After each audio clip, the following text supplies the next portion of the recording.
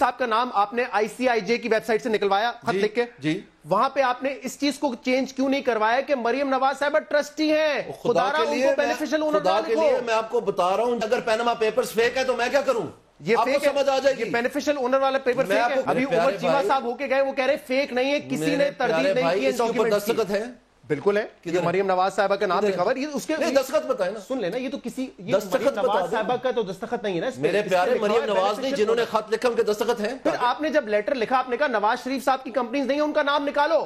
آپ نے یہ کیوں نہیں کہا کہ اس پیپر کو باہر نکالو اور لکھو مریم نواز ٹرسٹی ہے اونر نہیں ہے؟ آپ نے غلطی کی ہے, کیوں نہیں آپ نے اپنے لیٹر میں لکھا؟ کیونکہ اس وقت اس کی تحقیقات ہو رہی تھیں اور میں آپ کو بتا رہا ہوں آپ ٹیوزڈے کا انتظار کریں, زیادہ دیر تو نہیں ہے نا, آپ کو پتا چل جائے گا, تسلی ہو جائے گی. ٹرسٹی تھی تو آپ تسلی ہو جائے گی, کو صحیح تو کروا گارڈین کی تو تسلی کروا دی نا آپ کی, آپ صحیح اس کی بھی تسلی ہو جائے گی. آپ نے ICIJ کی بھی تسلی ایسا ویسا صحیح ہوگا کہ آپ سارے یاد رکھیں گے.